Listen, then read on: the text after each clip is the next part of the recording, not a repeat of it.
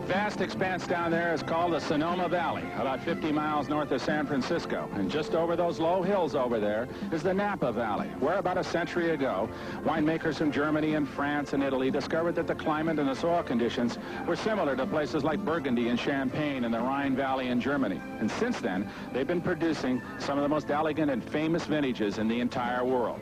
The Napa Valley is a beautiful place, lined with lush vineyards and elegant estates, and wineries that look like they might have been lifted intact right out of medieval Europe. It's become a great tourist attraction. Hi, I'm Brock Yates, and today we got a different kind of tourist on hand. Down here in Sonoma, California, that's the Sears Point International Raceway, 2.5-mile road course. And today we're going to see some GT prototypes, IMSA-style 200-mile-an-hour sports cars. We got a highly interesting and unique field.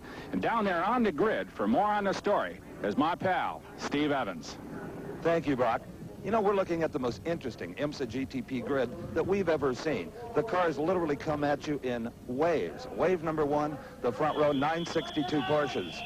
A lot of people felt the Porsche was at a disadvantage here at Sears Point. It's a little heavier, and this is a very tight course. But there you see him. Bob Wallach is on the inside, Bryce Cobb on the outside. Trick qualifying tires? Well, maybe. We'll soon find out. In row number two, we've got a wave of Mustang probes. That's right, the probes are back after a hiatus in which the crews tried to find the problems that were nagging them all season long. The 07 car, however, this morning still had problems in warm-ups. Brock Yates asked co-driver Pete Holzmer if he was concerned. There was a little problem in the engine, but it was easily corrected. They didn't have to change the motor. They just corrected the problem, and it ran fine. They gave us a lap a little later on and ran like a top. Well, no concern, as you can hear, on Holzmer's part. And likewise, Klaus Ludwig, who is starting the other probe on the inside of the second row, seems very confident that this could be their day. Back in the third row comes the third wave, the BMW automobiles. They also were out of action after early success. They went back to research and development that has earned them, side by side, third row qualifying positions. Back in the fifth row, the beautiful Jaguars. And earlier today, Hurley Haywood took our camera for a ride around Sears Point in the green and white 04 car. And what a ride it's going to be. Nestled on the edge of the Sonoma Valley, Sears Point International Raceway is a multi-purpose facility built as a road course, drag strip, and driver training school. The racetrack is a spectacular combination of 2.52 miles, 12 turns. And like its sister racetrack down the coast at Monterey, Laguna Seca features a number of elevation changes. And the car Hurley was driving is the XJR7 Jaguar, featuring the normally aspirated aluminum V12 racing engine. Hurley Haywood, one of the winningest drivers in IMSA history, a past Le Mans champion. Established much of his early reputation in the early 70s as a co-driver with the late, great Peter Gregg. Here was Hurley threading his way through the pit area to join the course at turn number one. The pits are on your left there. At the top of the screen is actually turn number 12, the start-finish line beyond that. This is the actual pit straight as Hurley threads his way toward the start-finish line right underneath that bridge. Ahead is turn one, a very fast left-hander that leads into a series of uphill corners as the racetrack threads its way along the slope of the Sonoma Valley.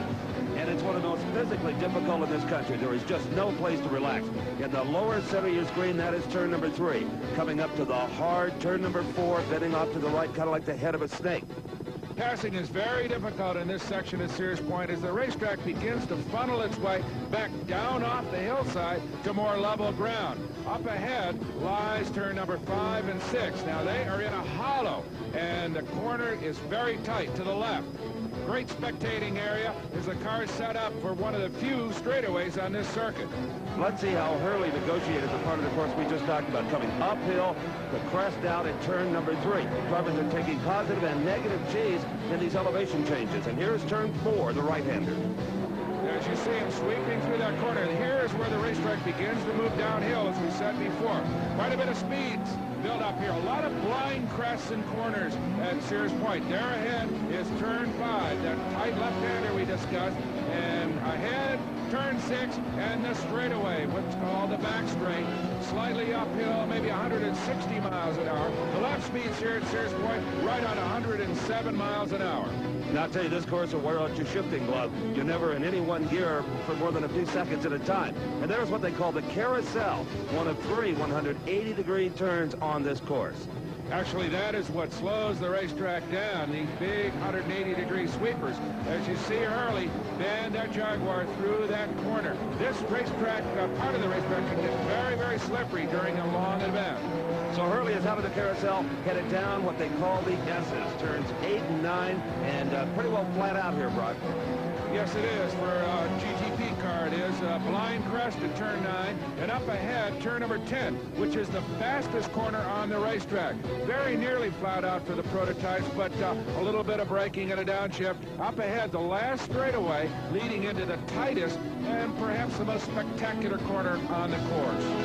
And with the camera in Hurley's car, we get a feeling for that speed through turn 10 here. But all of a sudden now he's got to get on the brakes, downshift quickly for turn number 11, 180 degrees.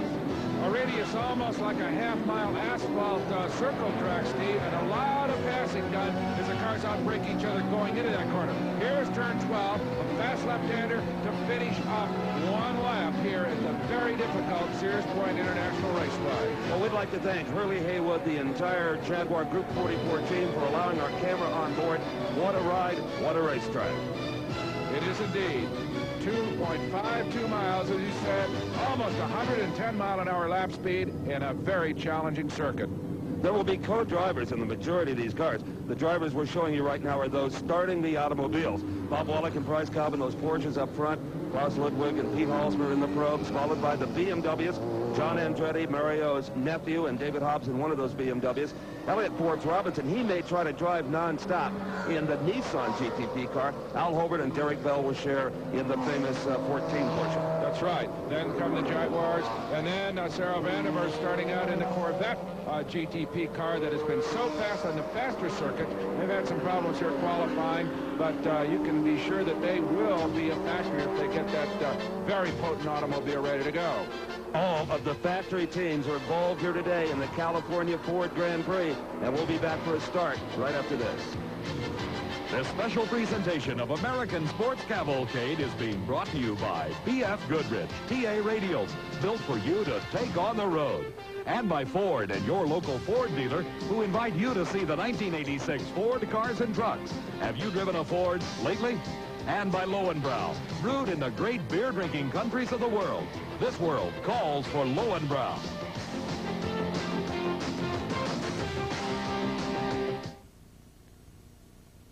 Have you driven a Ford? When was the last time you had the kind of car to bring the road alive? Have you driven a Ford? And you don't know what you're missing. Have you driven a Ford? Driven a Ford? Have you driven a Ford?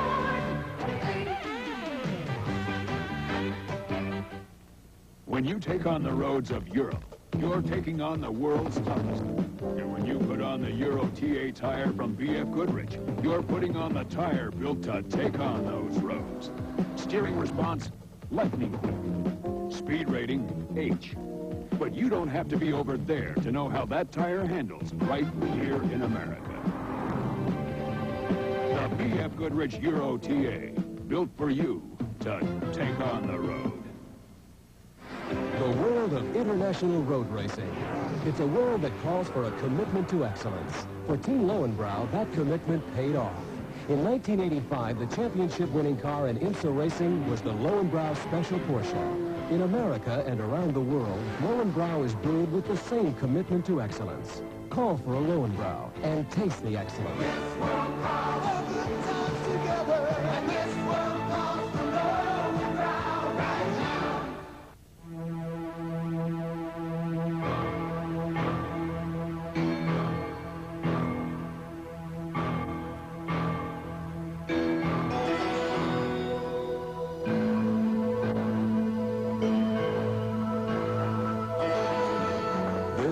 than a test. If it has caused a real pizza emergency, you are instructed to go directly to Pizza Hut and order their famous pan pizza with your favorite toppings.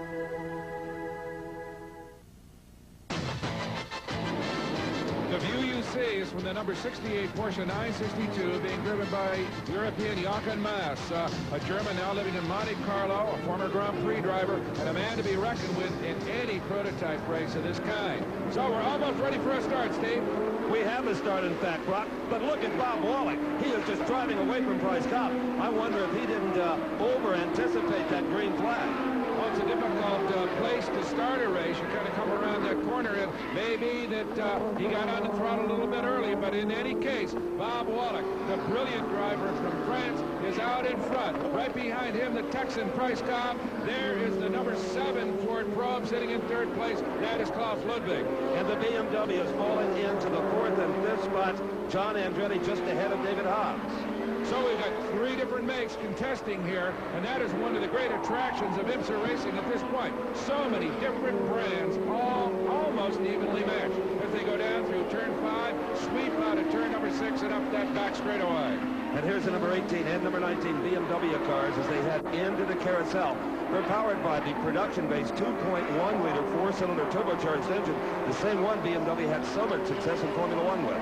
As is the Ford, that is a 2.1-liter engine as well. So we've got turbocharged cars leading at this particular point. That is Klaus Ludwig, the champion from Germany, who's done so well with the Ford products over the years.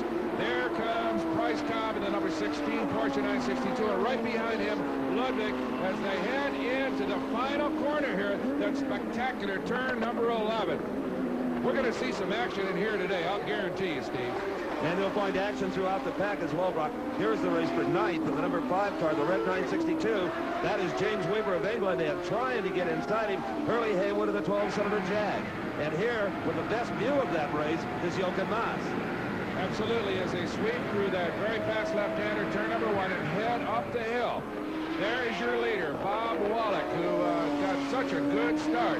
Perhaps it's debatable how good it was. We'll see later if they do penalize him. But in any case, he got the jump on young Texan Price Cobb. And right now, Price trying to reel him in. But it's a long way to go. So he'll be patient, I would imagine. And just behind the Probe comes John Andretti in 4th place. And here's the race for 5th between the BMW of Hobbs, the Probe driven by Halsmer, and Al Holbert in a Porsche. That's a little bit of a surprise to have Holbert back there. As you know, he and Derek Bell have dominated this series, but they've had problems during qualifying here and have not gotten that car right. Sears Point is a racetrack that puts a premium on both handling, braking, and top speed, and that combination just has eluded them so far. Also, it's a very tricky course for the tire companies. They even have a hard time figuring out what compound to run. Some companies have tried as many as 20 of them this weekend. As we watch Wallach lead Price Cobb off turn number 10, there's the very hard braking point, probably from about 160 miles an hour down to maybe 35 or 40 as they snake their way around turn number 11 and up the pit straight. It looks as if these cars are pretty evenly matched at this point, Steve. Price Cobb not able to move in too much on the wily old veteran Bob Wallach. They say he is as crafty a race driver as there is in the world. And Price Cobb is one of the steadiest, not as flashy as Wallach, but I think he's making up a little of that ground. Well, young Price Cobb from Dallas, Texas is a man to be reckoned with in the years to come in this kind of racing and elsewhere. He is a fine, fine driver. He's a good learner. He thinks. He's a thinking man's race driver. And there's no question, as you say, he's going to sit back there and watch the old man lead him around for a few laps before he makes the move on him. Well, not content to sit back in the 11th spot is Jochen Mass, who we seem just saw on the steering wheel of that 962. In the 10th spot is Hurley Haywood, as we can see, just in front of the 68 Porsche. And what you can't quite see, there it is, in the 9th spot is Weaver in the red 962. And here is Haywood trying to make a move with the Jag, but no. Well, they come up into the carousel. Now, that is Maas trying to dive inside Hurley.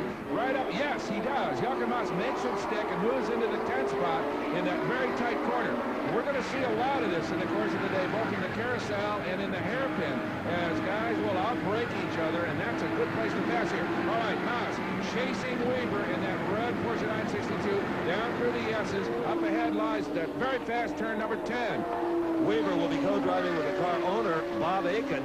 Back up in front, it is still Bob Wallach just through there. Following him in the kind of orange and red Porsche is Bryce Cobb. Cobb still unable to make up any of that ground. Brock, it's exactly Look at as this, well. Steve. We've got a problem with the probe. Absolutely. As he entered turn number 2, Klaus Ludwig, a burst of smoke from the rear of that car, and now it looks as if maybe there's a suspension problem. It looks as if that left rear tire is rubbing, and he is slowed down radically, and it looks as if he's going to head for the pits. What a tough break for that probe. A very strong start as Klaus Ludwig now slows and eases his way, and it couldn't have happened in a worse place on the racetrack. He's got to go all the way around the track to get back to the pits. That's right, Brock, and I agree with you. That is a suspension problem. There's absolutely no sign of any smoke from the engine. What we see is coming off the inside of that left rear tire. All right, the other Ford probe now carries on. That is the 07 car being driven by Pete Halsmer, his co-driver Lynn St. James, and they are now left with the burden of carrying on the Ford colors as Ludwig probably is either out or is going to be in for an extended stop. And the best race on the course has to be the one for the 4th position. Pete Halsmer and the other probe, as you said, from Anaheim, California, he is in 5th. David Hobbs is just up in front of him in the BMW car. And right behind him, Al Holbert in the number 14 Porsche. The leaders, that is Bob Wallach, now being challenged a little bit more vigorously by Jan Price Cobb as they come off the hairpin and head past the pits. But Wallach, a little bit more power perhaps as he pulls away up the hill through turns number 2 and 3. There you have him, Bob Wallach, and right behind him, Price Cobb. 2 identical Porsche 962s. Cars, as you said earlier, Steve, weren't expected really to break away from this field. They carry about 150 pounds more weight, a little bit heavier automobiles, and a lot of guys thought, well, it's going to be the pros and the BMWs that will put them on them today. But not at this point. We've got 2 Porsches out front here at Sears Point. And with their heavier weight, they're a good deal harder on tires. So it will be interesting to see when those first pit stops for fuel, tire, and maybe a co-driver will come. So maybe, well, as you say, it's possible we'll get a co-driver change. This race is about 180 miles long. Oh, the probe, as expected, Klaus Ludwig into the pits. And not a pretty sight for the Ford crew. Ludwig shuts the motor down. Ludwig is going to get out of that car. So something is severely broken in the suspension of that automobile. And Ford has just halved their chances of winning the California Ford Grand Prix.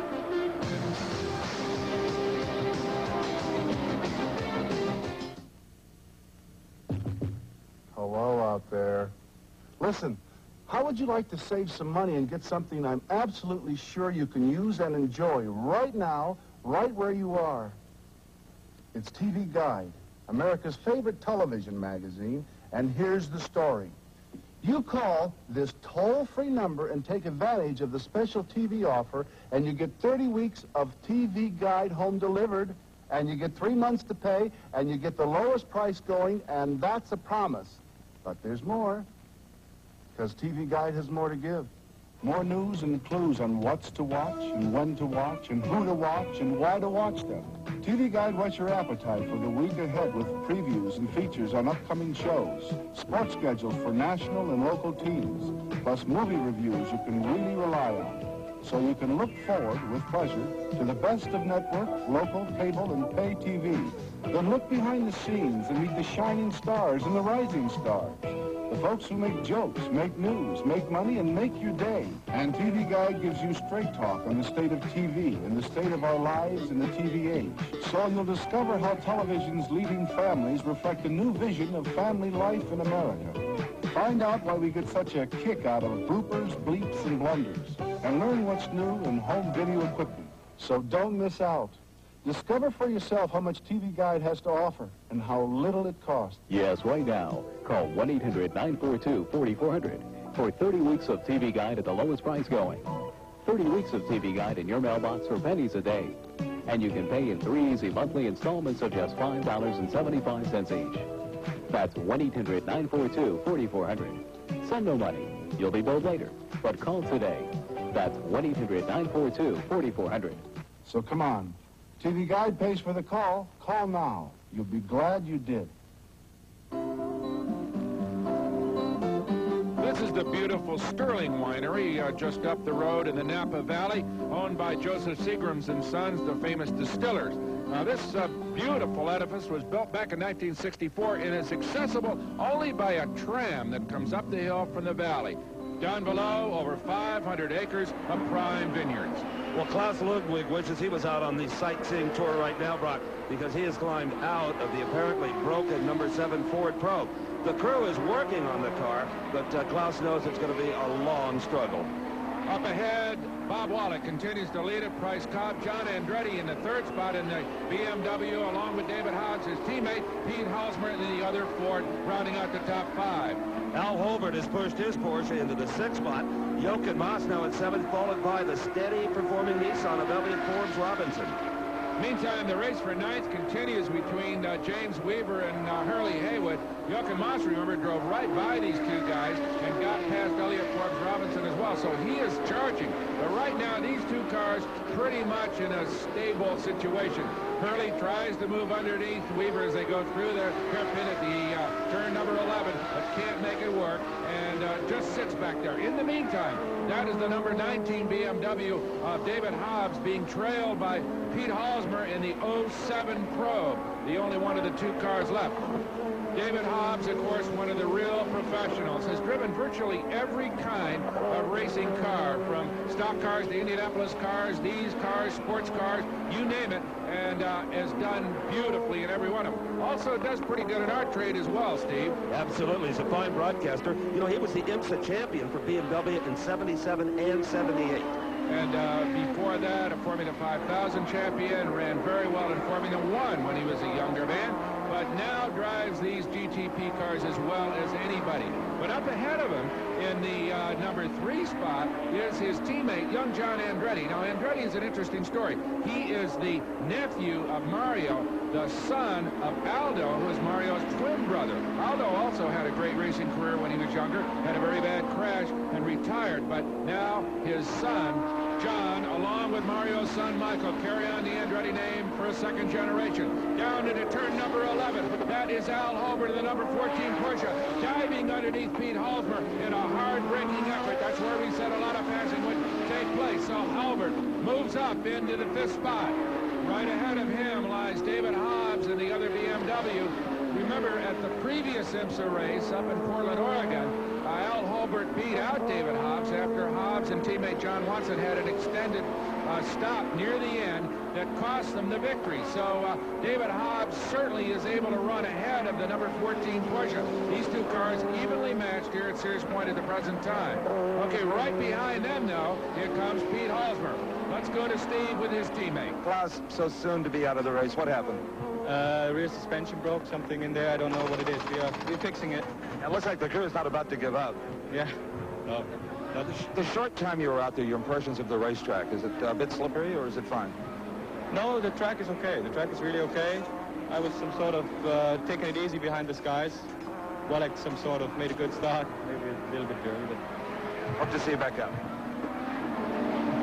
Well, he feels maybe that Bob Wallach got a little bit of a head start, but so far he runs out front without any penalty as the crew, led by crew chief Ian Dawson, continue to try to get that probe race car back into competition. And the problem with the car is a broken lower control arm. The A-arm is shattered right at the Heim joint. Here's that race for 9. That is James Weaver in the beautiful red 962, and right on him comes Hurley Haywood, the 12-cylinder Jaguar. Now, the Jaguar, on some courses and longer races, enjoys an advantage from a fuel economy standpoint, but not at this distance. He's just got to outdrive him, and here he comes on the inside in turn 11. Well, he tried to get underneath them, but as they head up into turn number 12, Weaver holds on. But right now, Hurley Haywood challenges. That, of course, is doing it the hard way up the hill. He can't get by on the outside unless he's vastly superior in speed, which he's not at this particular point. So he falls in behind James Weaver as they head up through turns 3 and 4. The Jaguar being allowed a bigger motor at 6.5 liters, and that's the engine that's in the 04 car. The team car, the 44 machine, with Bob Tooley's and Chip Robinson, they have the smaller 6-liter motor. The Porsche, of course, carrying a 3.3-liter single-turbo flat 6. Now, IMSA has an interesting formula based on valves per cylinder. 4 valves per cylinder, pure racing engines, are limited to 2.1 liters like the BMW and the Ford.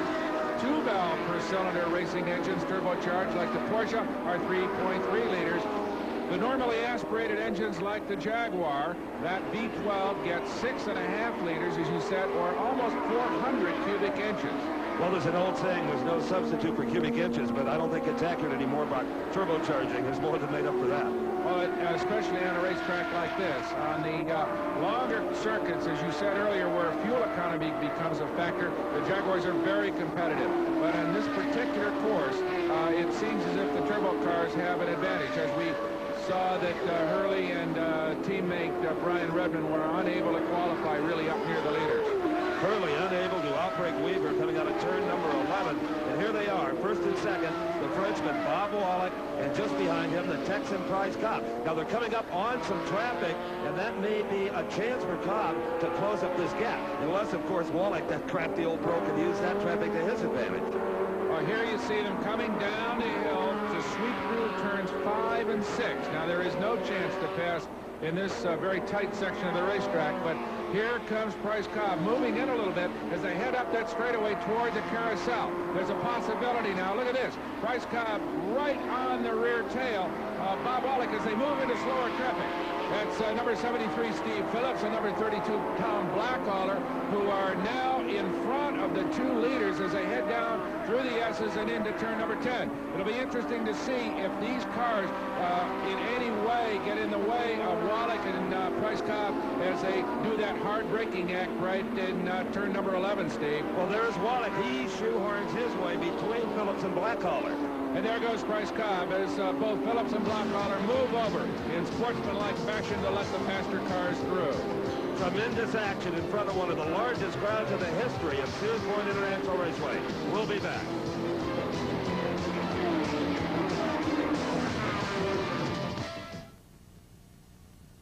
The end of the road is just the beginning when you take it on with these B.F. Goodrich TA radios. The radial all-terrain, the mud terrain, the sport truck TA.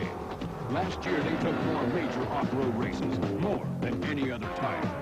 When you take on country where it's a long walk home, make sure you put on tires that can take them. B.F. Goodrich TA radios, built for you to take on the road. It's brewed in America and in other great beer-drinking countries. It's the only beer that must, by license and authority, always use Bavarian hops for flavor and be sent back to Munich to be tested by German brewmasters, tested for taste and quality. It's Lowenbrau, and that's how you get 600 years of Bavarian heritage in one smooth American beer. This world calls for Lowenbrau right now. This is America's #1 address for country music. And if you have a question or a comment about your favorite shows on the Nashville Network, please write us in care of TNN Viewer Services, 2806 Opryland Drive, Nashville, Tennessee, 37214. Opryland Hotel is one of a kind, and enchanting, and relaxing, and on sale, along with all of Opryland Show Park. Nashville Now on the Nashville Network. It's the Opryland Hotel Summer Vacation Sale. For 3 days only, August 24th through August 28th, you can enjoy 2 relaxing nights of Opryland Hotel hospitality. Reserve seats for a live telecast of Nashville Now, and 2 3-day Opryland crickets, all for only $139 per couple. You may never see a family vacation at this price again. So come join us. To make your reservations, call Opryland Hotel at 615-889-1000 and ask for the Opryland Hotel Summer Vacation Package. Call 615-889-1000 now.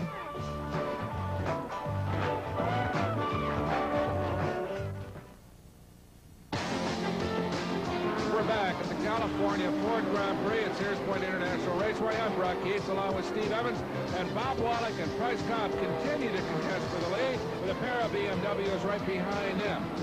Pete Halsmer holding on to 6th place and the only Ford left in the race. And Steve, I'll tell you what, it's interesting. We've got a couple of people that are more interesting by their non-appearance in the top 10. That is the Corvette of Cyril Vandermeer, and the other Jaguar, the team car to this Hurley Haywood automobile being driven by Chip Robinson and team owner Bob Tullius. They are not among the top 10, and they should be up among them, believe me. Well, James Weaver, he's plenty happy to currently be ninth. He's in that red number 5 car, getting a lot of heat from Hurley Haywood, as he has for the past half dozen laps. Well, you've got a really first-class field of prototypes running here at Sears Point when a man like Vandermeer in that Corvette and the Tullius Robinson Jaguar are struggling to get into the top 10. So a real contest going on here. But right now, Bob Wallach and Price Cobb have moved out a little bit. They've got a substantial lead right now. These two Porsches have broken away from John Andretti back there in third spot. The two BMWs, for that matter. David Howe's right behind him in fourth.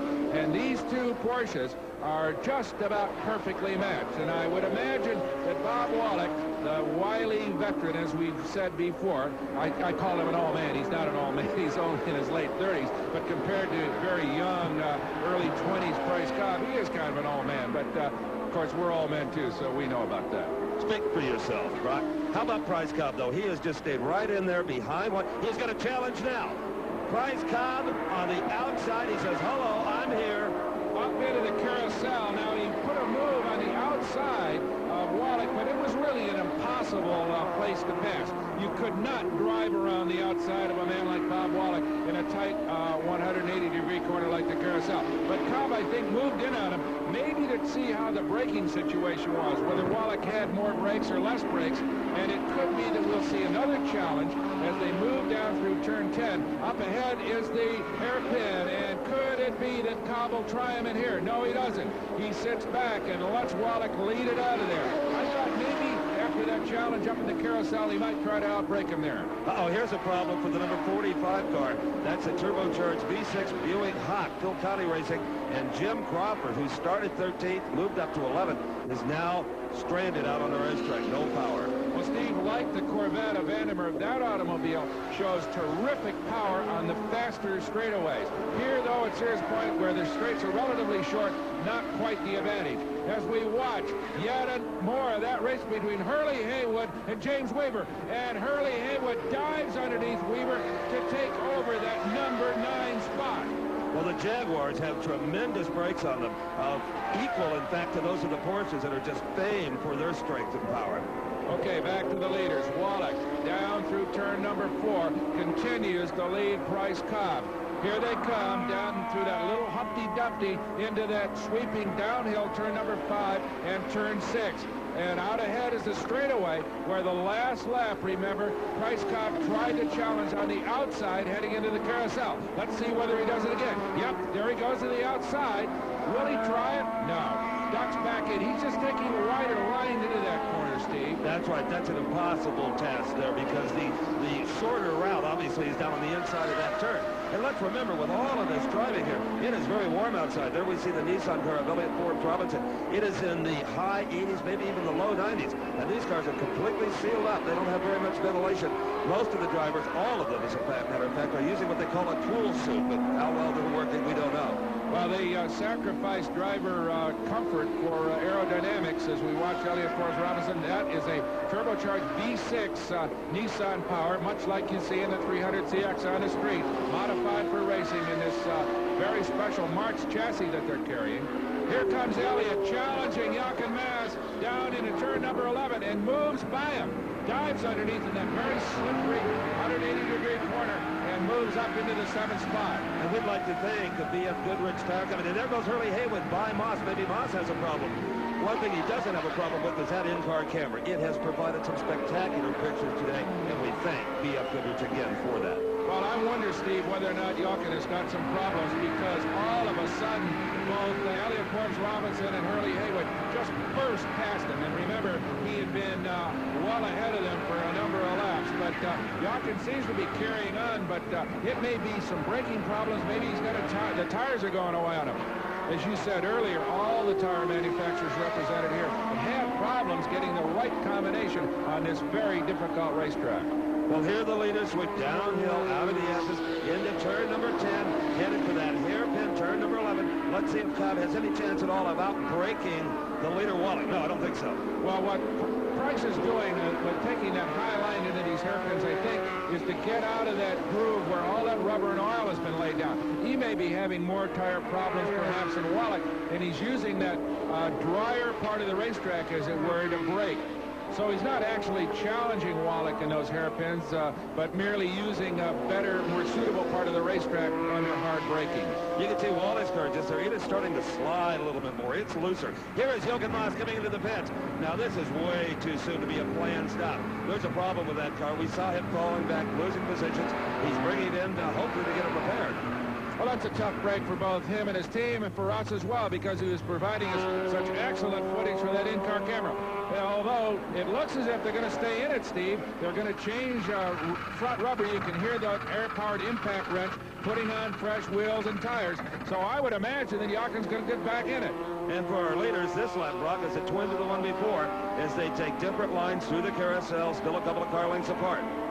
So down toward the S's they go, still holding on to a commanding lead, these two automobiles, Bob Wallach and Price Cobb, two identical Porsches, as Jochen Mass, yes, back underway with our in-car camera, so we'll see more from him, but unfortunately he falls way back to 13th spot with that stop. So Maas getting up to speed as he exits the pits and heads up towards turn number 1. Meanwhile, though, down in turn 11, some traffic. That is Tom Blackhaller, the smaller car, competing in the GTP light division. In fact, he's running second there, and he is now between our leaders. Well, he was. There goes Price Cobb just blowing by. You can see the differentials in speed there with these bigger automobiles and the light machines, but nonetheless, we've got a pair of Porsches being driven by a veteran Frenchman and a brash young Texan here at Sears Point. Here's Art Linkletter with an opportunity for people ages 50 to 74. How many times have we all wished we could turn back the clock and get a second chance? Now, take buying life insurance, for example. Wouldn't it be nice to be 25 again and pay a fraction of the cost that you and I do and be guaranteed term life insurance? The kind experts say is your best buy. Now, for just $5 a month, you can. Because one life insurance company, National Home Life, doesn't believe you're 50 to 74 years old, but 50 to 74 years young. And for only $5 a month, you can be guaranteed acceptance in this valuable life insurance program. Now, guaranteed means without a physical examination, without answering difficult health questions. In a word, you simply cannot be turned down if you're 50 to 74 years young. And remember this, your $5 a month actually buys you more protection than with any other type of life insurance, because this is term life insurance, solid no-frills coverage, without complicated investment features to increase the cost. This is money that will be paid directly to your family when they need it most. National Home Life would like to send you a free information package detailing their remarkable $5 a month term life insurance program. And I frankly urge you to take advantage of the opportunity. It isn't often people our age get a second chance when it comes to buying life insurance, and rarely for only $5 a month. Now, here's the number to call. If you are ages 50 to 74, call 1-800-247-7110 for information on the $5 a month term life insurance plan that Mr. Linkletter spoke of. That's 1-800-247-7110. The information is free, and so is the call. That's 1-800-247-7110.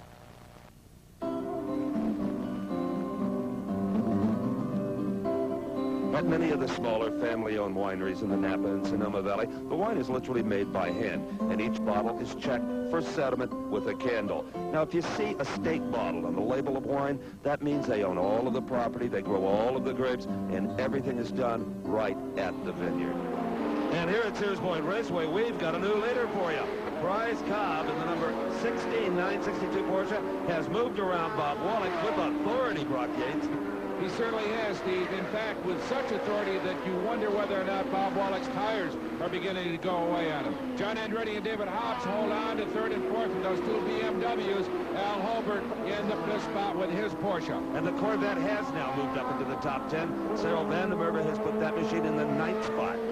And here's your race race for the third spot. The two BMWs of Andretti and Hobbs holding off the championship automobile of Al Holbert and Derek Bell. That car, of course, the defending champion in the IMSA series. As they go down through that sweeping downhill turn number 4, heading still further downhill toward 5 and 6, it's Andretti. Right behind him, David Hobbs, and right behind them is Al Holbert, now being challenged by Pete Halsmer in the probe. So we've got those 3rd through 6th place automobiles right together, Steve. Oh, some terrific racing here, Brock. And the BMW car is so strong. And look at this. It is Al Holbert, some smoke off the tires.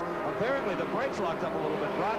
He went wide, and that's going to cost him a position. He's now down to 6th. Well, he just got in there too hot, I think. And this is another example of the difficulty that everybody has had setting their race cars up for this particular event. Al Holbert, you just seldom ever see him bobble like that. I think it was just a question of an undependable race car and tire setup, and just forced him to... Remember, he too got way wide, just like Prix Sears was doing, trying to get out there in that better traction, but it still didn't help him. Well, Brock, this morning, Al Holbert admitted to both you and I his total frustration with this racetrack. He never seems to be able to hit his stride here. That's right. And right now, though, he is moving up and holding on up amongst the leaders, but certainly not anywhere near the satisfaction levels that he usually finds when he sets that Porsche up. Yeah, but how many races has Al Holbert won due to other people's misfortune? In fact, last weekend at Portland on the victory stand, he said, I feel almost embarrassed to be here. Well, he seldom ever makes mistakes. In fact, when you just saw him a few moments ago lock those brakes up in the carousel, that'll be about as close to a big bobble as you'll ever see this man make. As we watch Pete Halsmer now trying to run down David Hobbs, and that battle for the 4th spot. So Pete Halsmer got a little bit of a break when Al Holbert bobbled in the carousel, and now moves in on David Hobbs. In turn, though, Hobbs now right on the rear spoiler of his teammate John Andretti coming off the carousel. Well, Pete Halsmer, Brock, may be feeling an extra measure of pressure, knowing that Klaus Ludwig is sidelined and that Ford is really counting on him to do the job. And we know what a fine driver he is. Just recently we showed you winning in a Mercury McCord and a Trans Am Sedan Championship, so he can get the job done. Oh, no question about that. Experience in these kind of cars and Indianapolis cars and other road racing machinery. So Pete Halsmer definitely up to the chore as he dives underneath David Hobbs to take over that 4th spot. Good piece of driving. We told you there was going to be a lot of passing going into that hairpin at the end of this racetrack, and sure enough, there it happens. Look at this. This is Bob Wallach, the 2nd place car, coming into the pits. We suspicion that with Prize Cup got around him as easily as he did, that maybe the tires had lost their edge. They're putting on fuel and tires. Will there be a possible penalty here, Brock? Remember we talked about him maybe jumping the flag. Klaus Ludwig certainly thought and here comes George Reitner, an IMSA official. They're going to hold that car, but for how long? Well, that's I really am surprised about that. I would have imagined had he jumped the start, they would have pulled him in and stopped him, but it may be you're right. Maybe they're going to hold him up for a minute. They certainly have an IMSA official standing right in front of that automobile as Wallach now gets underway, and it looked as if he was perhaps held up for a minute. So if Wallach was held for 5 seconds, as was about that amount of time in the pits, it was because IMSA thought he did jump the start. So Bob Wallach back underway, back in the 11th spot. Now let's go down to Steve to find out what happened. George, you don't usually stand in front of race cars for no reason. I assume you were assessing a penalty there? Yeah, we had a mild problem on the start. The pole cars are supposed to keep the same speed of the safety car as it pulls off the course and wait for the green flag to come out, and then they may start passing immediately. The pole car did not do that. In fact, he started going, and then sometime afterwards the green came out. So we assessed a 5-second penalty to take care of that. Thank you. So a major disappointment from the Bob Wallach team as their man falls way back because of the 5-second penalty. All right, more action in the pits. That is John Andretti getting out of his BMW, currently up in the 3rd spot. Davy Jones, his co-driver, takes over. And we've heard that the cool suit mechanism, the box that keeps a cool suit cool, actually, the little refrigeration unit, broke loose and got into the cockpit with Andretti, so he had to stop. So suddenly, Price Cobb, who will now come by the pits, and unless Andretti and Davy Jones can get underway, will put a full lap on them. all of a sudden he has a full lap because of the stop by Bob Wallach and then because of the stop of the third place BMW. But remember now, Price Cobb cannot go the distance. He's going to have to stop, and it's very likely he will turn over the car to the car owner, Rob Dyson, a man who is a fine driver in his own right, but by his own admission may not be quite as quick as his co-driver. Well, kind of like a spaceman, Rob Dyson has all these lines coming out from his back from the cool suit. And with this on, I assume you're going to do some driving today. Well, yeah, I hope so. Price is doing a hell of a job. And, of course, the idea is this isn't a costume party. I'm hoping to get in the car shortly. It's really going to be Price's call, a lot of it, and we plan to put me in the car. You generally bring Drake Olson along as part of the team. What's the story there? Well, Drake is on a little get-your-head-together type of vacation. I understand what you're saying. Well, Price is doing a wonderful job. How long will you stay in the car? Will you try to finish the race? And at what lap will you bring him in? Well, we're not sure. You know, it depends on the fuel, and it seems like it's going a little bit further than we thought. But that's Price's call when he comes in, and then I'll go out and finish it off. Okay, good luck to you. You bet. So, car owner Rob Dyson fills in for young Drake Olson, who has had a few crashes, too many for the owner's satisfaction. Going to let him calm down a little bit before he gets in back into the race car. David Hobbs brings the number 19 BMW into the pits, and here is John Watson ready to relieve. Now, these two were spotted in full battle dress Friday, rehearsing, Brock, this driver exchange. That is because a very long stop at Portland just a short time ago cost them the race. And it was because John Watson, who is primarily a Formula One driver, coming over here for a first season at IMSA, is just not as used to Hobbs getting all hooked up with those umbilical cords for the cool suit, the radio, and a very complicated seatbelt shoulder harness setup. So John Watson did do very nicely in that particular stop, and they're back underway. So they make a good, quick stop, quicker than their teammates Andretti and Davy Jones, and could be in a good position to move in on the leader, presumably after Price Cobb makes his stop. Now remember, these two BMWs started out the season, had some problems, were withdrawn for some extensive testing, and have come back here with some real power, running very well. Let's go to David Hobbs in the pits. David, it looked like the practice you and John have been doing on the driver exchange paid off there. Nicely done. Yeah, John got in the car great. Made a good job putting on the belts. I stayed and watched and didn't harass him like I might have done at Portland, which perhaps put him up a bit. Probably partly my fault. So he did a great stop, and he got out. I don't know how long it was, but it obviously wasn't too bad. And I assume it's still in pretty good shape. You hate to bring a car in when you're challenging like that for the lead, but apparently that's the strategy on a particular lap, huh? Well, you've got to come in sooner or later for fuel, and obviously the Porsche's got to stop for fuel too sometime. And well, you've got to stop sometime. Now, it looks like the time the team took off and went back to the laboratory, so to speak, is paying off today. Oh, I think so, yeah. It paid off from Watkins Glen on, really. We ran very well at the Glen. We would have been second there for sure if we hadn't had a rotor brake, which is pretty unusual. Now, last week at Portland, we had a very good run. So, yeah, I'd say that we're going to be competitive from here on in. Thank you, David. And some excellent drivers. The veterans, Hobbs and Watson, teamed up with the youngsters, Andretti and Jones. So the BMWs are back in a big way. But right now, Price Cobb continues to lead it. Bob Wallach right behind him. They're trying to unlap himself. But we've got a whole bunch of pit stops coming up. Stick with us.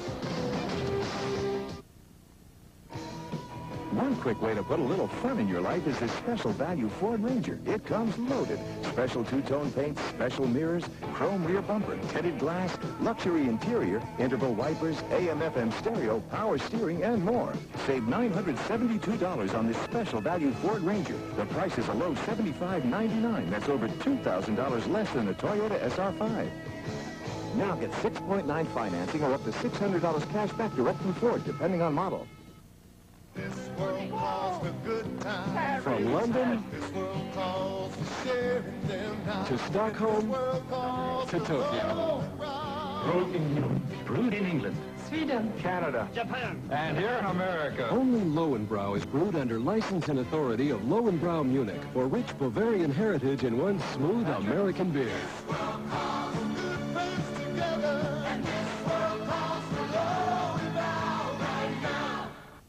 For Players Club International, Mr. Telly Savalas. You know, I love the excitement in Atlantic City and Las Vegas, and okay, I get VIP treatment.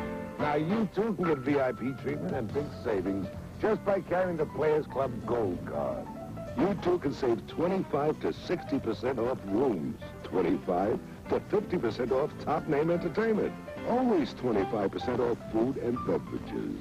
In Atlantic City, use your Players Club Gold Card at Harrah's Marina, Resorts International, Trump Plaza, the Sands. In Vegas, use it at the Riviera, Frontier, Sahara, Sands, the Mint. Hey, no strings attached to get the club's benefits. You listen to Telly? Call Players Club today. Call me now. I'll send you all the information you need about Players Club. And if you join now, you'll receive this handsome travel wallet absolutely free. Call 1-800-833-7000 now. That's 1-800-833-7000. The leader of the California Ford Grand Prix is in the pits. Price Cup has brought the number 16 Porsche in. Rob Dyson will take over. Just in front of them, that is the Ford Pro. Pete Holster is out, but instead of Lynn St. James, Klaus Ludwig will get into that car. And here comes Rob Dyson. A brilliant stop. He goes back out on the track, and that car still has the lead. Here is Al Holbert. The 14 car is in the pits, and Derek Bell, the very talented Englishman, World Endurance Champion, takes the wheel. And, Steve, you can count on a precision stop by this team. They always do it. The Ford Probe about ready to go with Klaus Ludwig at the wheel. Heel charge, you can be sure of that. So we've got an interesting scenario looming here as Rob Dyson is now about to be pursued by some really serious players. There goes the Porsche down off the jack stand, and he is underway. Derek Bell. And Rob Dyson in the 16 car, he can expect some pressure very quickly. From the number 2 BMW now with John Watson at the wheel, car number 19. And also from Klaus Ludwig, who is on a tear in the Pro. Let's go to Brock. First of all, Price super work. Put her out front and handed the ball to the boss. Yeah, you know, I certainly hope. But Rob's been very, very fast all weekend, and this is the first chance I've ever had to personally try to set the car up the way I like it. It's getting to be very comfortable, very nice to drive. I really enjoyed racing with Bob Wallach at the start. They've given him the name, the old fox, and it certainly shows because he did nothing scary at all. Everything he did was just to use up my air and make it difficult for me to follow him closely, and it was quite enjoyable. I learned a lot. So, apparently Bob Wallach putting on a little driving school for Price Cup. But what a battle we have got right now for the second position. Klaus Ludwig in the Ford Probe just in front of John Watson in the factory BMW. That's for second place. Here comes Watson on the outside. No, he's not going to do it there. Just balls in behind him, draft a little bit behind the Probe. Ludwig and Watson, two world-class drivers. Oh, they bump going down into the hairpin at in turn 11. It was Watson who just muscled his way by Klaus Ludwig. They bounced off each other under very hard braking, and it was Watson who came out the winner in that little dust-up. Here they come up through turn number 1, heading up the hill. And you can be sure that you have not heard the last from Klaus Ludwig.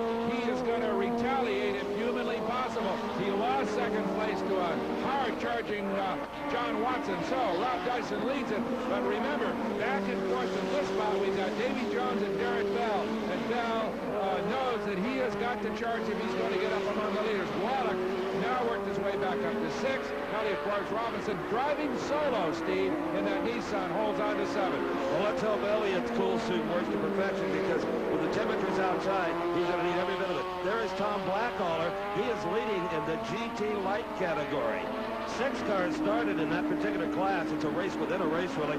Only 5 are still out on the racetrack. Now, if you follow yachting at all, you have to know the name Tom Blackaller, one of the world's foremost sailmakers and skippers. He has won many, many titles in international competition and will be at the helm in Perth, Australia of the revolutionary USA boat out of the St. Francis Yacht Club here in the Bay Area.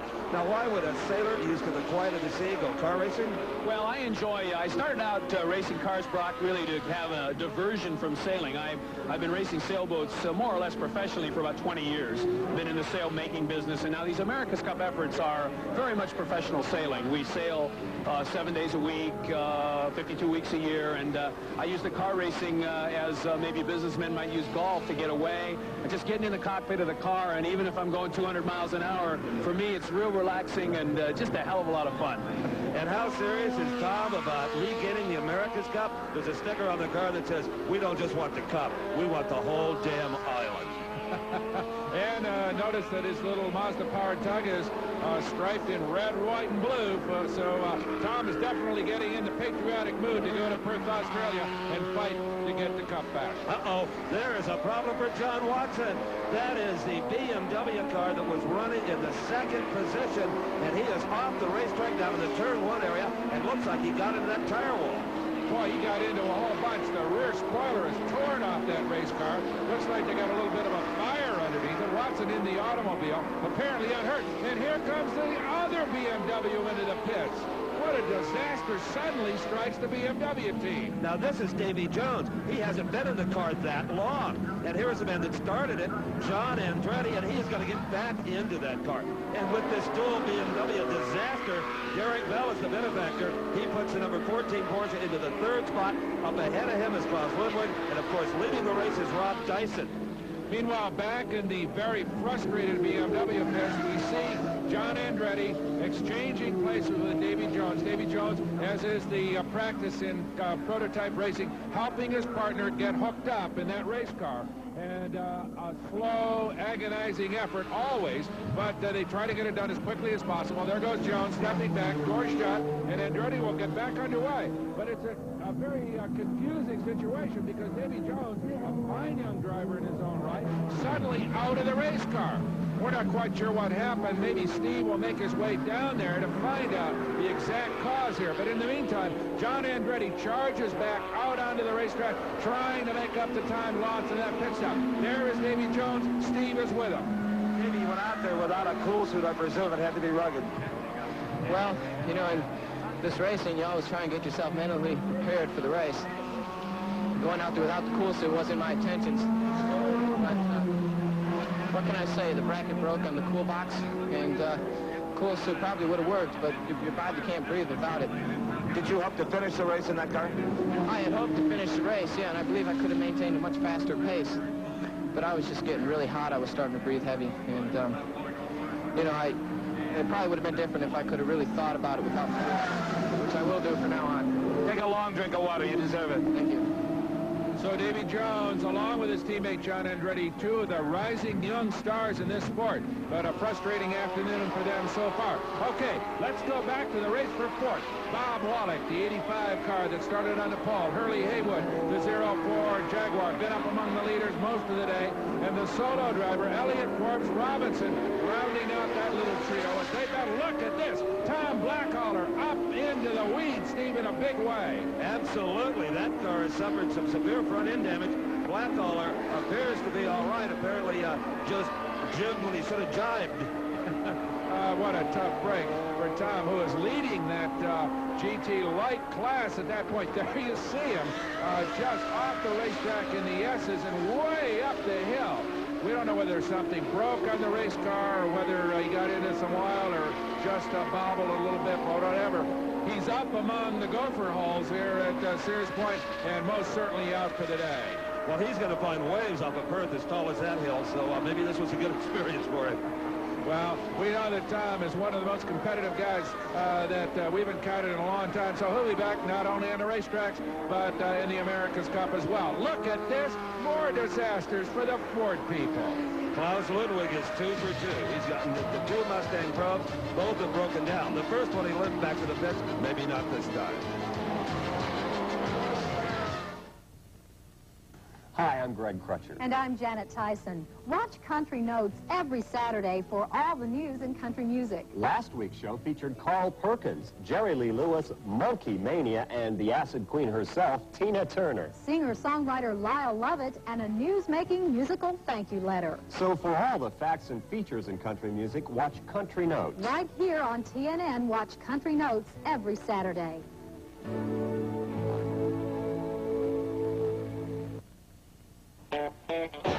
Opryland Hotel is one of a kind, and enchanting, and relaxing, and on sale, along with all of Opryland Show Park. Nashville Now on the Nashville Network. It's the Opryland Hotel Summer Vacation Sale. For 3 days only, August 24th through August 28th, you can enjoy 2 relaxing nights of Opryland Hotel hospitality. Reserve seats for a live telecast of Nashville Now. And 2 3-day Opryland crickets, all for only $139 per couple. You may never see a family vacation at this price again. So come join us. To make your reservations, call Opryland Hotel at 615-889-1000 and ask for the Opryland Hotel Summer Vacation Package. Call 615-889-1000 now.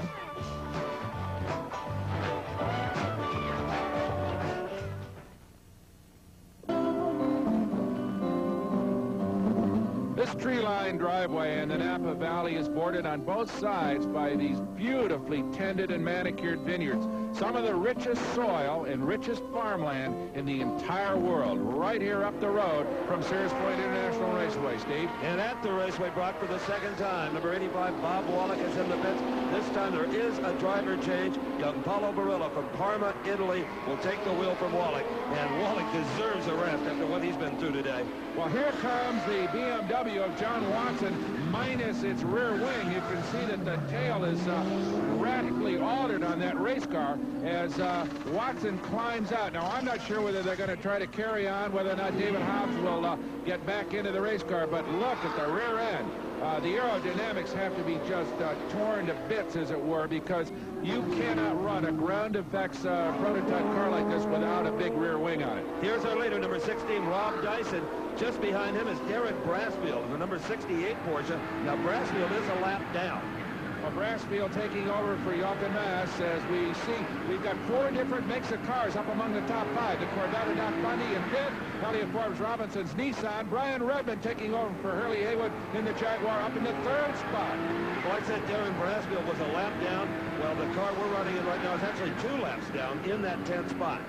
Well, we talked about some young Chargers earlier. Boy, you got to put Darren Brassfield in it. Darren from just down the road in San Jose, California, runs the big GTO-type automobiles with as much authority as these prototypes, and he is a Charger. Well, now John Watson has reconsidered, apparently, and has climbed back into that number 19 BMW as the crew continues to kind of wrench the rear end back into shape. They're putting the door back on, and John will go out and soldier onward, but he's got problems. Steve is down there. Well, Brock, one of the BMW crewmen ran back to the transporter to get a new wing for the John Watson car. And here is that wing. That's just fine, except they have no mounting brackets for it. And to contrive something to get on the back of the car, well, the race would be over by then. So they have sent him out without a wing. That will be one evil race car. Absolutely. As we watch Bob Earl in the Pontiac-powered GT light car, a car that has run very strongly, won some of these races heretofore. He's had some problems out here today, but believe me, Bob Earl is one of the finest race drivers that we know of. And that little Gordon Spice built chassis is a car that may very well lead Pontiac and Bob Earl, perhaps, into running the full-size prototypes in the near future. So Bob Earl carrying on in the GT light category in the 4th spot as he heads down the pit straight to complete another lap. Earl is driving a highly interesting little automobile, as we said. Pontiac-powered, the Iron Duke in the engine bay of that car. And earlier, Steve had a chance to take a look at that automobile. Want to peek into the future, what the 1990 Pontiac Fiero might look like? Well, you may be seeing a strong hint of that styling in the Pontiac GTP light car racing today. Now, the Pontiac engineers assigned to design this race car, and it was designed in Detroit. First thing they did was go upstairs to styling and said, hey, guys, what do you think the 1990 car might look like? They saw some drawings and said the front end is perfect. It looks aerodynamically just what we're looking for. Now, we will have to narrow up the cab a little bit. After all, we only need one guy in here, and extend the sides to get our radiators and all in. But there's a good chance that you're seeing a bit of the future in this automobile. That's in styling. As far as the power plant is concerned, you're looking in some ways as a bit of the past, because that 4-cylinder iron motor in there has been available since 1977, the old Iron Duke that has its roots in the Chevrolet small block V8. In fact, that's the same power plant you'll find in the showroom today in the 4-cylinder Pontiac. Here it's punched out to about 182 cubic inches. Now the cylinder head is the aluminum crossflow. That's available from Pontiac in their Super Duty catalog, and so is the Kenser Pontiac fuel injection. So all of these are parts that you could get right now. Anybody can buy, and this car has won 6 out of 9 pole positions this year. Highly interesting race car as we watch the number 14 Porsche being driven right now by Derek Bell. He is carrying on in second spot. Derek, as we said earlier, along with teammate Al Homer, have had their share of problems, but they haven't had their share of problems as far as consistency is concerned. They have relied on attrition on the part of the competition to slowly move up, and now to take a solid hold on second place. Now, I think the interesting point right here, Steve, is whether or not this veteran, and speaking of veterans, that's Brian Redmond, who's taken over for Hurley Haywood. He is also, through consistency, moved up into third spot. The question is whether or not the veteran Derek Bell and perhaps Brian Redmond can overtake the less experienced Rob Dyson, who holds on to the lead here at Sears Point. And Bell has 12 laps in which to accomplish that. This sporty vehicle offers so much variety, it fits right in with today's active lifestyles. The Ford Bronco 2. It's a hit with the jet set, and the wet set, the trail set, and the sail set, the tow set, the snow set, the angler set, and the Wrangler set. And now, you get air conditioning free when you buy a Bronco 2 with a special value package. Now get 6.9 financing or up to $600 cash back direct from Ford, depending on model. The world of international road racing. It's a world that calls for a commitment to excellence. For Team Lowenbrow, that commitment paid off. In 1985, the championship-winning car in IMSA racing was the Lowenbrow Special Porsche. In America and around the world, Lowenbrow is brewed with the same commitment to excellence. Call for a Lowenbrow and taste the excellence.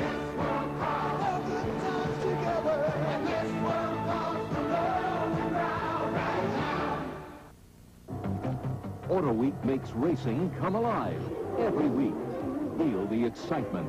Formula One, sports cars, stockers, Indy cars. Auto Week brings it home fast, days after the race, with columnists who race and win.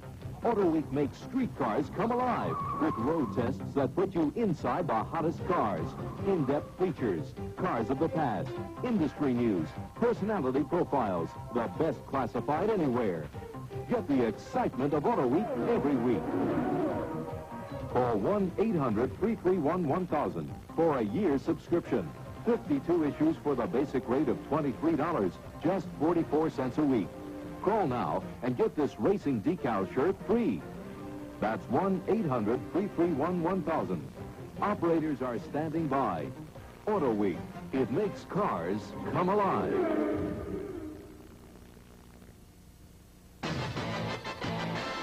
That is the third-place Jaguar of veteran Brian Redmond here at the California Ford Grand Prix, Sears Point International Raceway. I'm Brock Yates along with Steve Evans, and right behind him, Elliott Forbes Robinson driving solo in the V6 Nissan. Both these automobiles have benefited from the massive attrition here. We've seen both Ford Probes go out, and both BMWs that started up front have problems. With 10 laps to go, here's how it sets up. All of the top 5 here, led by Rob Dyson, are on the same lap, as is the 6th-place car, Paulo Barilla. Now, how bad is the attrition rate, Ben? Look at 9th and 10th. Those are GT light cars that have moved up into the top 10. Howard Katz and Jim Downing, mainly because so many cars have been sidelined with problems. This is one of the few that has had no real problems. That's the Elliott Forbes Robinson Nissan rounding the carousel. Elliott, his cool suit working absolutely perfect. He is very comfortable, say his crew in the car, hence his ability to go without any help. All right, there is trouble. That is the number 52 Corvette of Doc Bundy and Sarah Vandermeer in the pits. The rear hood section up, and there is apparently engine problems that is going to sideline that automobile. They've had problems most of their day, so were never really major factors in this event. There's the leader, and that man is doing a super job considering his relative lack of experience. He is just a novice compared to the man that's trying to chase him down, Derek Bell, but he's doing a terrific job. Rob Dyson, only in racing a few years, most of his time spent behind pit wall as a car owner. He climbs into the race car periodically, and now filling in for Price Cobb is doing a sensational job. but we understand all is not well with Rob. There are reports that he's very uncomfortable in the race car and beginning to falter a bit. Let's go to Steve in his pit. Well, Brock, Pat Smith, the crew chief on the Rob Dyson number 16 car, just told Price Cup to put his suit on. Apparently the cool suit is not working for Dyson. He's not had that much time in the car all season long. They keep trashing it before he gets to drive. So there's a chance, if they're not under too much pressure, that Pat may put Price Cobb back in the car. At least he's going to have that driver ready. So there is the Rob Dyson crew, obviously concerned about their boss and may make a driver change. That is the number 5 Bob Aiken automobile, driven periodically by Hans Stuck in such spectacular fashion. Here today, Bob Aiken teaming up with James Weaver. They are in the pits, and it looks like Aiken is out and the car is sidelined for the afternoon. Indeed it is, Brock. That car came in on fire, as a matter of fact. Hey, here's a great little race for the lead in GT Light. 73, Howard Katz, just coming to the frame, and there you see number 63. That is Jim Downing, who has won so many of these light races. Actually, only 2 other cars running. Mike Meyer in 3rd spot. Bob Earl well back after a number of unscheduled stops. Tom Blackaller, of course, we saw him crash after leading the class for a number of laps. And even though he did crash, he can't do worse than 5th because there's only 4 cars left out there. The most important 2 are right there, 73 Howard Katz and 63 Jim Downing.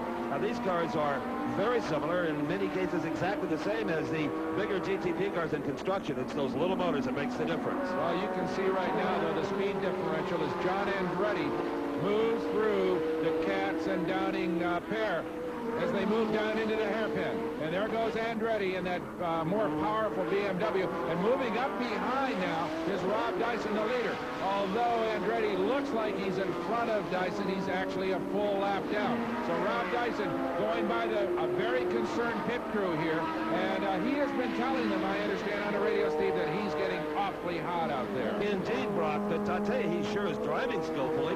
He maneuvered past that traffic very, very nicely. And there's the light cars. They are still going at it. And Jim Downing now moving right up on the tail of Howard Katz. These automobiles are all normally aspirated, no turbocharging allowed. The Downing car, like many of them, is Mazda powered. That's an Argo. But the leader, Katz, is running with a new V6 Chevrolet in his engine bay, Steve. And that car is being touted as a comer in this class. Absolutely. The Mazda has been so dominant that now you're seeing some factory involvement from Buick, from Pontiac, and even Chevrolet. Jim Downing, however, right now having to settle for 2nd spot. Downing trying to gun down Howard Katz. Downing is the national points leader in the class. Yes, and one of the pioneers in light racing, has been around and really understands the Mazda power plant about as well as anybody in racing. His chassis is an English-built Argo. Katz is running in a Taiga, also built in the United Kingdom. In fact, an awful lot of these light cars are fabricated that way. English chassis with American or Japanese power plants. And far more affordable to race than the GTP cars. You could probably do it for 30%, maybe even less than that, of the budget it takes to run a 962 Porsche. Now here, coming into turn number 11, Downing in the 63 car. This is a place we've seen so much passing, and we're going to see one right now on the way, Brock. Well, can he drag race him off the corner? There is a left-hander coming up, and Katz should have the advantage there, but he can't hold off Jim Downing. Downing heading up the hill will take over the lead in light in a daring pass. So as they head up through turn number 2, it's Jim Downing in the Mazda-powered Argo driving past the V6 Taiga of his chief rival, Howard Katz. Downing now in command. The big question is, can Rob Dyson, who is leading this race in the GTP class, can he physically hang on for the remaining 4 laps? Stay with us. Twisting roads, punishing trails, the open road. Each road demands a different tire to take it on. And with BF Goodrich TA radials, you've got all the different tires you need to take on those roads. The most complete line of high-performance radials in the world. The BF Goodrich TA line, built for you to take on the road.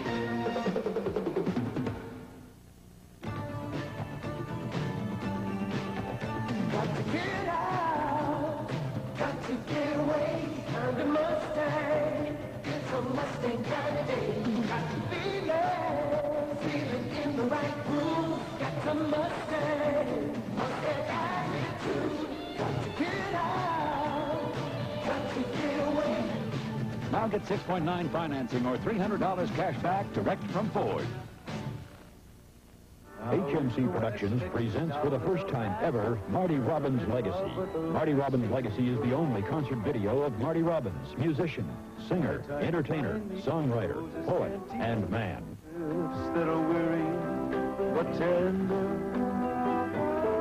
Marty Robbins' career spanned 31 hit songs and 2 Grammy Awards. No Marty Robbins fan should be without Marty Robbins' Legacy.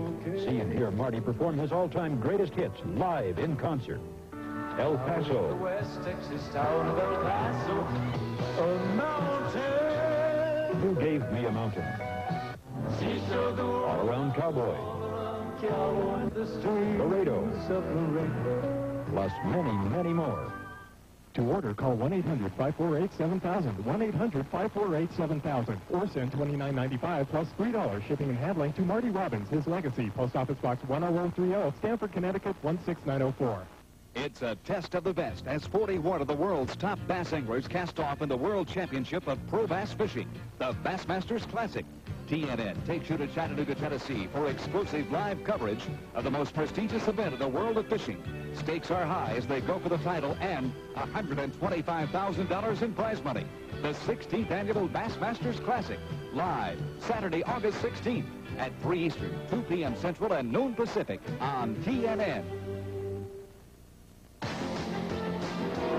stopwatches tell us that Rob Dyson clings to a 23-second lead over the veteran Derek Bell as the California Ford Grand Prix begins to reach the final stages. We know that he's fatigued. We know that the cool suit apparently is not operating, and the man is racing under enormously difficult conditions. But believe it or not, Steve Evans, it has not been to the advantage of Derek Bell. One would have thought that Bell would have easily overtaken the less experienced Rob Dyson, but that has not been the case. Well, Dyson has summoned up everything he's got, Brock, and just poured it into trying to win this race. It would be the first time that he as a driver in GTP competition has seen that checkered flag. He's seen his hired hands do it, but Derek Bell, he could still play a major role in this thing. Absolutely, Steve. In fact, I'm sure that Derek is going to let Dyson lose the race, not try to win it himself.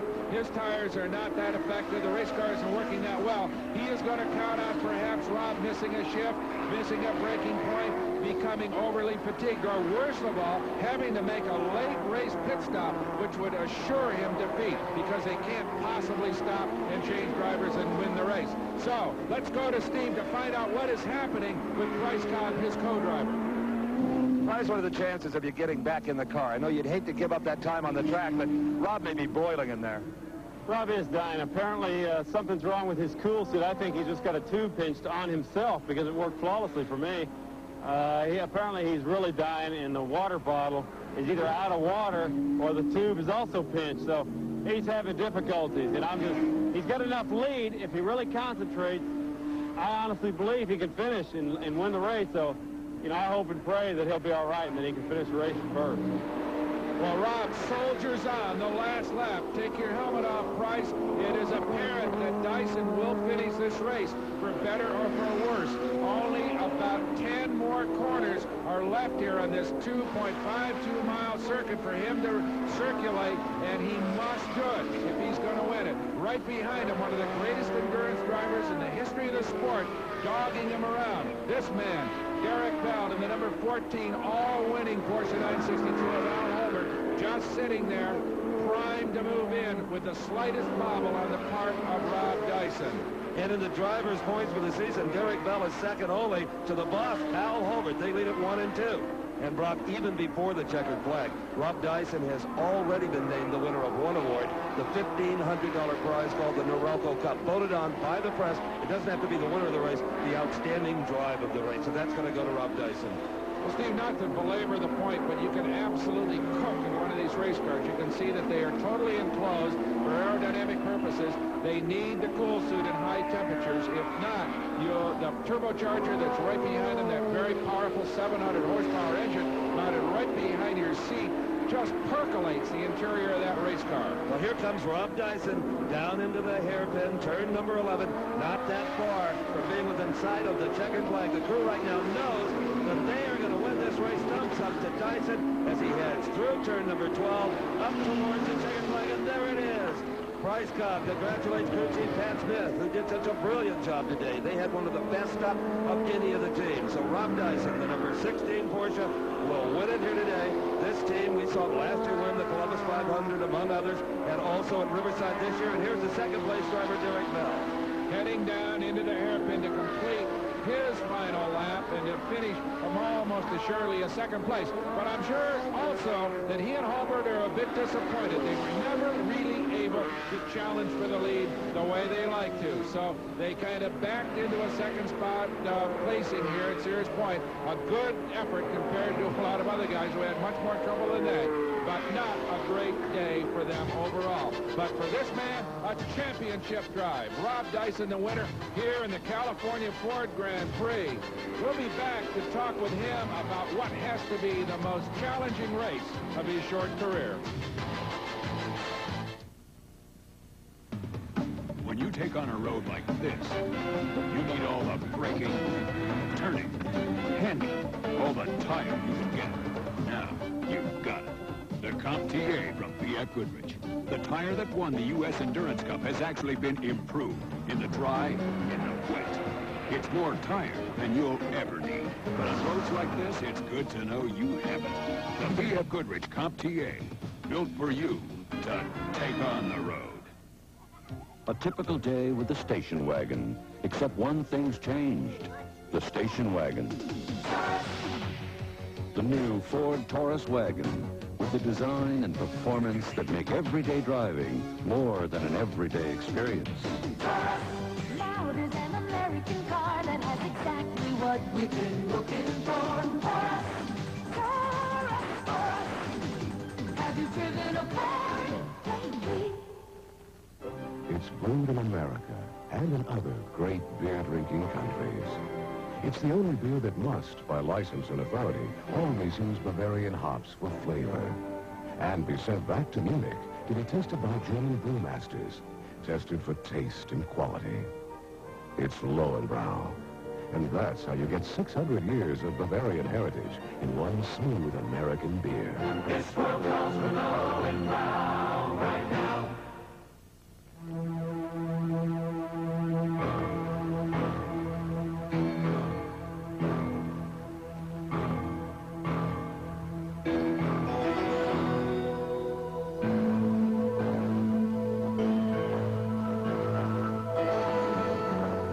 Been a test. If it has caused a real pizza emergency, you are instructed to go directly to Pizza Hut and order their famous pan pizza with your favorite toppings.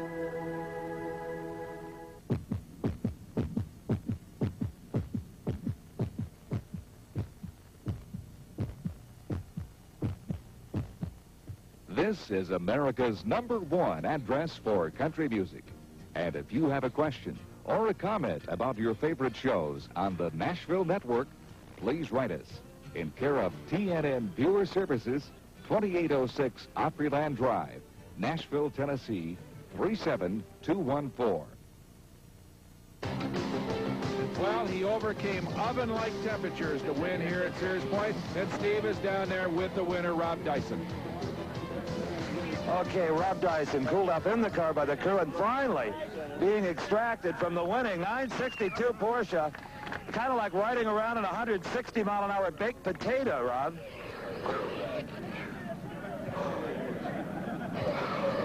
You feeling okay? Oh, yeah, I'm feeling fine. I feel $1,500 better now that I won a Norelco Cup, I can tell you that. Seriously, you know, drivers really fulfill a small part of this effort. This crew, which has shown itself repeatedly this season, time and time again. Here's Price Cobb, co-driver. Time and time again, they've given Price and I the kind of car that we can win with. And the guys have never let us down, not for 1 minute. And I can't tell you how proud I am to be associated with these members of my family. I'll tell you, Price was ready to go back into that car if you needed him.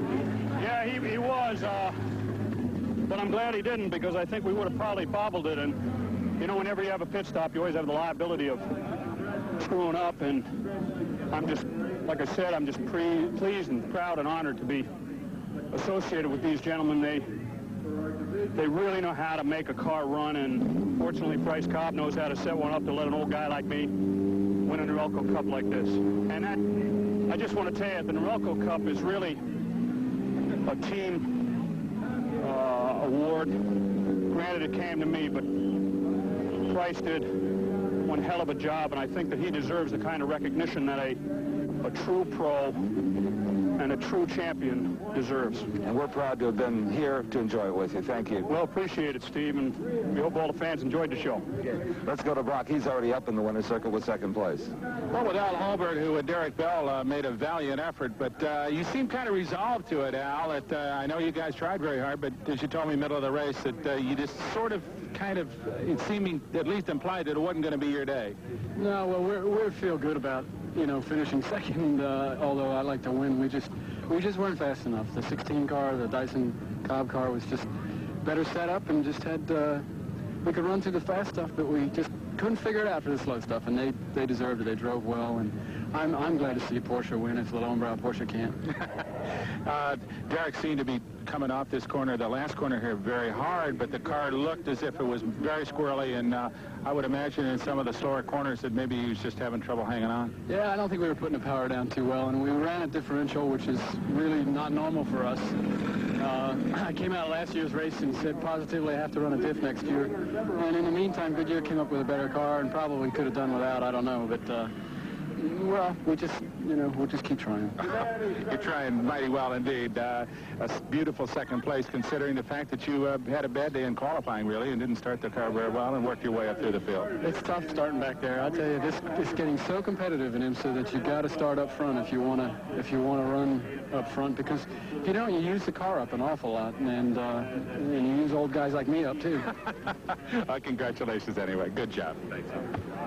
And now let's go to Steve with the winner of that terrific GT Light battle. We've heard all this talk about cool suits and relief drivers. Jim Downing, you won the light division with no relief whatsoever. You drove the entire race yourself. Well, I had an artificial relief. I came in and changed cool suit packs so it would be cold the second half of the race, and I want to tell you, it made all the difference. You may have taught everybody something with that little maneuver. Well, I think I picked up 8 seconds a lap at that point. I was fading. So the more refreshed you are, the quicker you go, really? Absolutely, absolutely. The less mistakes you make, your tires feel better, your engine runs better if you're cooler. The 73 car was challenging there for a while. He was. He really ran an awfully good race. Let me have a clean pass in the end. It's a developing team, and those guys are going to look real good soon. Take a big swig of that water. You deserve it. So